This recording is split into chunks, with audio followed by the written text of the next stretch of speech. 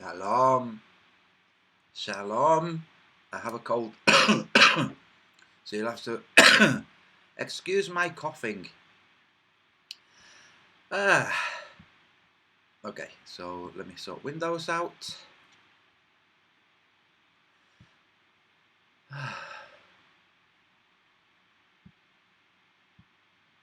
First, this channel has a different name, which is Polster X, who hasn't realised that he's no longer banned on my channel, so he keeps commenting under that one. That's alright. It's one of the wolf pack, you know, the guys using the bear claw as a wolf print. Yeah, which Wolfie has tried to rescue by saying, oh no, it's because there was originally 5 members. Like, really? You're using a bear print because there was 5 members instead of a wolf print? You dim. Anyway, so let me read. On the shared sunlight between New Zealand and Scotland, and this is in regards to my previous hangout that I did in English, where I showed sunlight arriving in both Scotland and New Zealand. And this is, you know, the oversight of using a bear paw or a bear print as a wolf print without bothering to check. We're going to see the same thing now, but with somebody who loves mathematics. He hasn't actually bothered to check. So, I'm going to read. On the shared sunlight between New Zealand and Scotland, the westernmost point of mainland Scotland is at 6.6 degrees west. Yes, it is. The easternmost point of New Zealand is at 178.5 degrees east. Yes, it is. This means that these 2 points are 174.9 degrees apart across the Pacific side of the globe, or about 5 degrees less than opposing. That's right. At a rate of 15 degrees per hour, the sun's light would be visible to both of these locations simultaneously for 20 minutes. The additional 8 minutes of visible time due to refraction applies to both locations, so we add 8 minutes, bringing us to 28 minutes or nearly half an hour as you showed. Wonderful. Quicksand. When you first stand in quicksand, you don't know you're in quicksand until you go to make a step forward. Antonia, you've once again made an observation that perfectly aligns with what we'd expect to see on a globe Earth. Well done. The key point here is that these two land masses are separated by 174.9 degrees, which is less than opposing, across the Pacific. He didn't stop to check, is that a wolf print or a bear print? He didn't bother to stop to check. Okay, if 74.9 is just over 5 degrees less than opposing, then it's 5 degrees more than opposing across the Indian Ocean. Here we have sunlight in Western Scotland and in Eastern New Zealand. Let's go ahead 10 minutes. Still. And let's go ahead 10 minutes. Still. That's 20 minutes of impossible sunlight. Okay. 20 minutes of impossible sunlight across the globe. If his explanation is perfectly sound for objects that are 174.9 degrees apart, if that's sound, then it is not sound for a place that's 185.1 apart. Dim. So this is proof the globe doesn't actually work. It doesn't really work. When you're seeing this, you're seeing land masses projected in a style and the daylight and sunlight. That's what I've done with my map.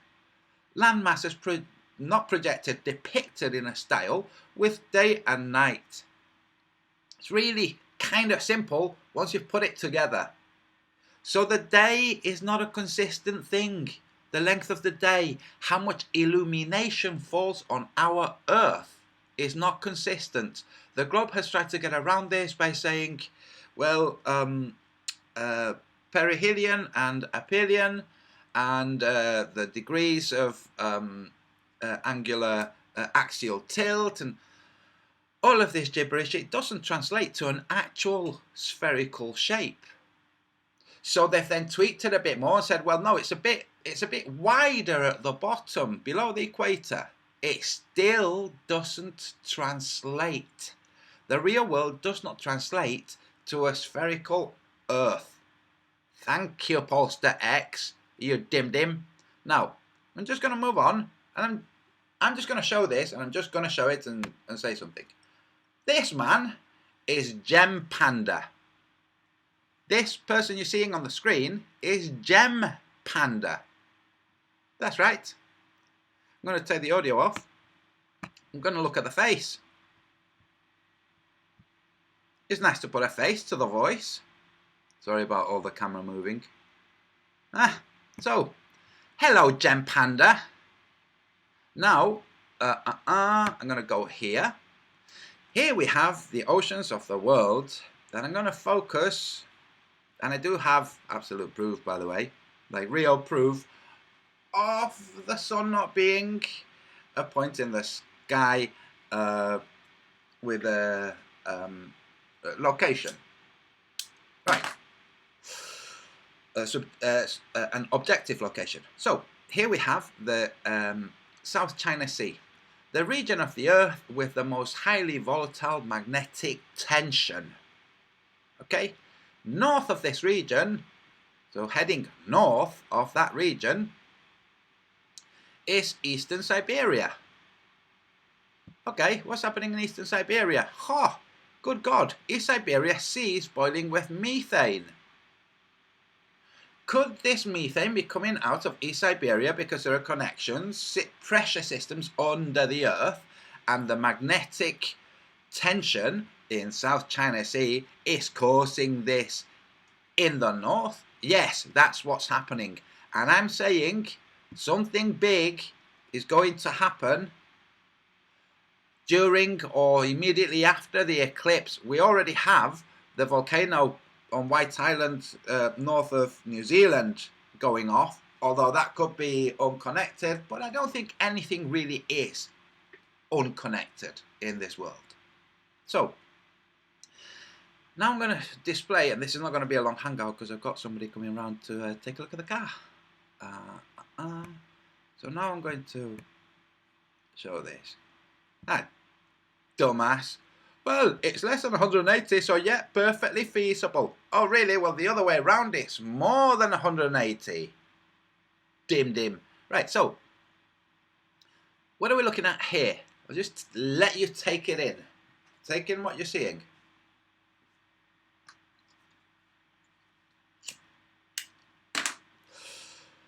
Does anybody understand, any globling in the chat, understand the word parallel race? Are you seeing parallel rays? You're seeing parallel lines going horizontally. The blinds are parallel. Good Lord. What's this light and shadow situation going on here on the actual recess of the window? And you might say, oh, the light is coming in slanted and your perspective is adding to that apparent slant. In which case, maybe go down on one knee and take a look and see if that kind of gets rid of that extra, of that divergence. So you do just that. You go down on one knee and you take a shot. That's what I've done right here.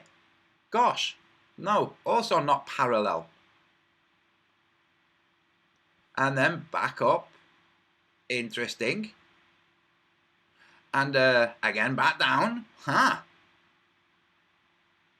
So I'm going to be making further observations when the sun comes out. We're having a miserable day in the north of England today.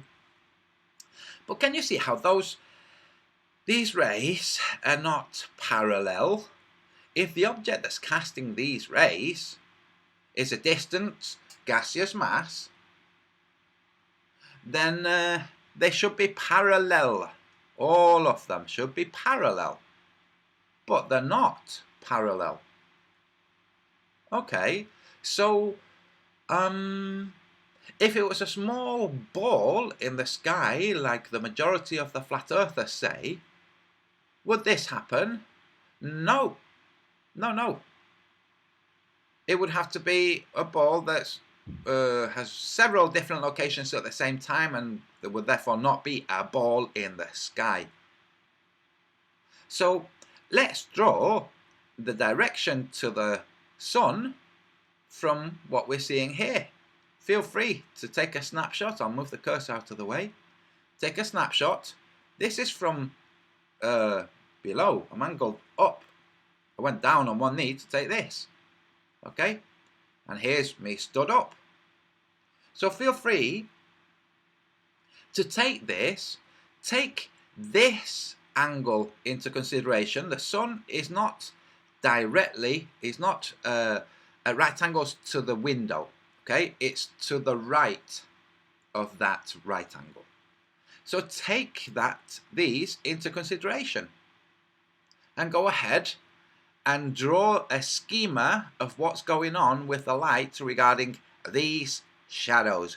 Go ahead, Globelings, paste links in the chat. In the comment section, just come back and paste links. Explain your globe's ideas that causes this, that results in this. Because my ideas explain this. And I hadn't seen this when I developed the idea. Good Lord. And some will say, oh no, this is confirmation bias. You're just wanting to see something. Like, no, I'm just seeing going, wasn't expecting that. That's not confirmation bias when you see something that you go, wasn't expecting this. But of course, it also happens horizontally too. You notice how the double slits experiment is never done with the slits stacked one on top of the other. They're always horizontal, aren't they? One next to the other. They're never one on top of the other. Yeah, well, I'll be doing that too. And that's it, folks. I'm going to wrap up. I've shown, before I go, and I hope that I'm wrong. Okay, coming back to this South China Sea, the region with the most highly volatile magnetic tension on Earth. We have the region, not here, I should be displaying my own map, to be honest. I will, give me a second. Here, okay, this region here, the most highly volatile region for magnetic tension, okay? In fact, I have one of the things I have is a magnetic, wait a second, I might find it. Yes, here. Let's go. Oh no, it's not here. Yes, this region here. Can you see how the declination just swings wildly? This is quite a deal here, okay? This is declination that's going from east to west. The green is east, the blue is west. That's a big deal, this here. Now, we go here. These are the standard longitudes as would be used for, say, a system like GPS. You see the kink here in the South China Sea? This kink is caused by that magnetic tension. Okay. There's going to be an eclipse that starts over the Arab Peninsula, and it's going to come right through this region and end just after the Mariana Trench. I'm expecting something big to happen, but I don't know what. But I'm hoping that I'm mistaken and that nothing happens. That's what I'm hoping for. So, for the globalists, they're like, you were wrong about something happening. It's like, well, yeah, thank you. Thanks for pointing that out. I'm glad that I was wrong, imbecile. Because if I'm not wrong, it's going to mean kind of deaths, and that's not good. Okay, so I really do hope I'm wrong.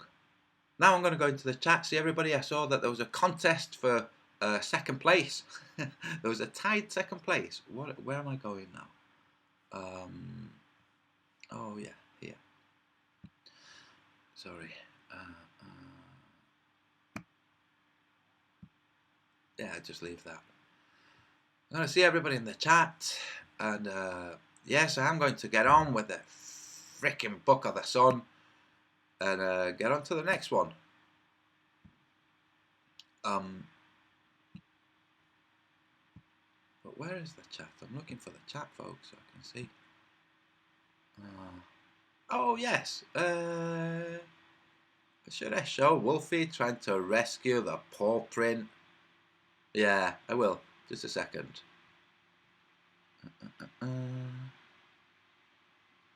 Right. So now we're gonna we're gonna see Wolfie. Here it is already. Okay, I'm already displaying. By the way, you missed the point entirely on the Wolfpack logo. Did I really? I don't think so. I think that you thought that was a wolf print.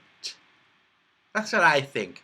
5 toes for the 5 founding members. Oh, really? Can you name those 5? Because I'd lump them all together as in a team of dimwits. 5 toes for the 5 founding members. Great. The actual point of having it was that we knew flatties would obsess about the wolf pack and get their panties in a twist over it, and what do you know? They do. What? No, we mock it, dude. We don't get our panties in a twist because we have some developmentally retarded adults showing this allegiance with a bear print and the words Wolfpack. You dumbass. Is this really what you spend your time obsessing about at night? No, I found it hilarious. Wasn't obsessing, I was just laughing. What would you do without us Glovers to consume your every waking thought? Laugh out loud. Oh no, mate, every waking thought is not consumed with you Glovers, especially not you, Dim Dim. Figured out the Dalian problem that you can't resolve. Remember, by the way, Wolfie made a deal with me to make a video of a gyroscope showing the correct apparent drift for its location approximately a year ago now. It's about a year late. Yes, he keeps kind of forgetting that. He just keeps forgetting. He's a pilot. He has several gyroscopes. Great. There's the ones on the planes that have corrective features, supposedly. Wonderful. And he's got others that don't have these corrective features. Oh, he just can't get it to precess just right. Huh. Maybe if he did, if he got it all perfectly balanced, he would be replicating Rob Durham's video where he shows no such precession. No drift. Sorry. And that's Wolfie, who thinks you can double a cube because he can't accept seeing that a feather drops at the same rate as a hammer for a brief period at least. He can't accept it, so he tries to waffle his way through saying, no, well, what's happening is that feather's really big, so it's like, you moron, that feather's not as heavy as the hammer, no matter how big it is, dumbass. Yeah, well, because what happens is, the bigger, I said, look, Dim Dim, its weight doesn't change, it's still a lot lighter than the hammer, okay? The larger the feather, the more surface tension, right? And he says, well, no, well, what happens is, he says, not quite like that, Antonio, see, because you don't know, because you're not a pilot. Right, cool. What it is, right, if you took a cube and you doubled it, I'm like, if you doubled a cube, you dumbass, you can't double a cube. You go, well, yes, look, if you double the cube, you can't double a cube. Imbecile. Anyway, there you go. And as you hear, I have a pretty interesting cough. Oh yeah, I was going to come into the chat and see you guys. See who's there. Let's see if there's any Globlings. Genesis. The heck is that? Oh. The Holy Book Genesis. I'm finding some flaws, some more flaws, but never mind. Where's the thing? Some flaws. It's just, the whole of it is just a combination of flaws. There's the chat.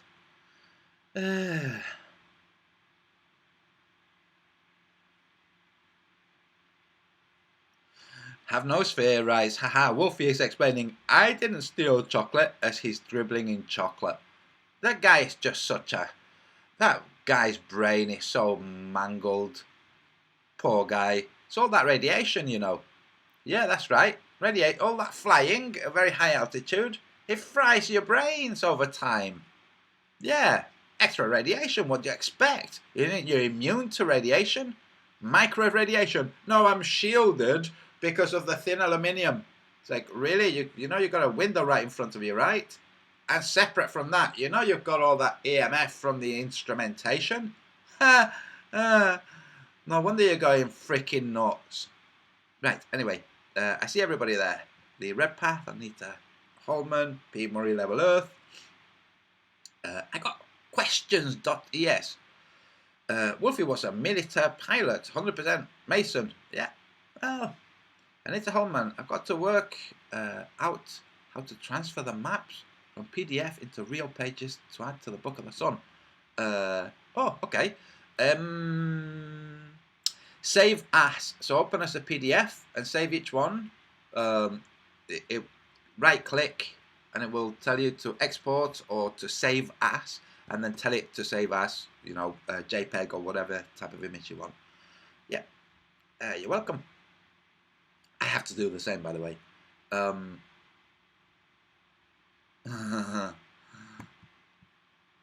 Yeah. Oh, and all those astronauts now wearing nappies. Wow, that's a glorious, glorious lifestyle. Yeah, go there. If you're a woman, just have an extra push-up bra, and yeah, and wear nappies. Yeah, go and do that for a few months. Yeah, because we couldn't really figure out how to flush the toilet here in that space station.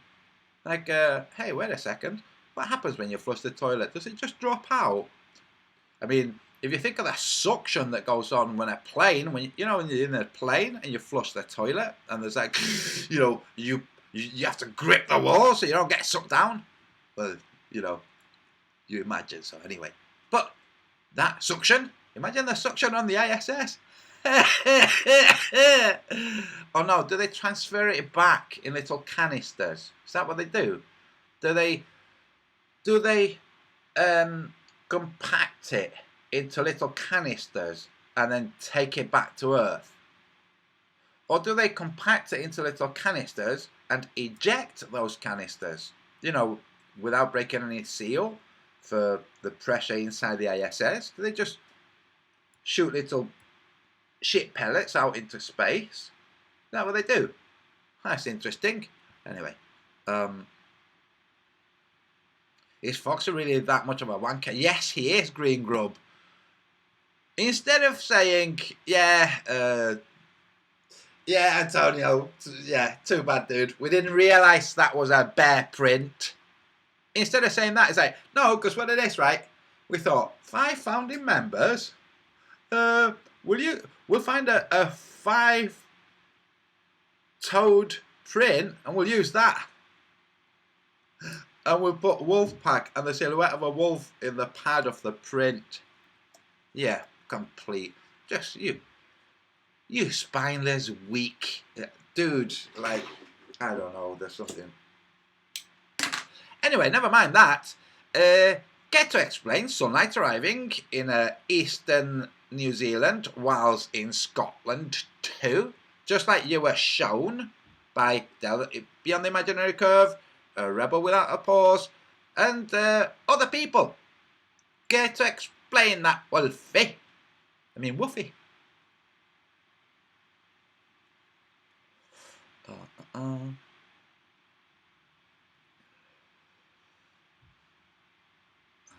Right, that's it, folks. I'm going. It's been a pleasure. I will see you all again soon. Okay, shalom. Bye.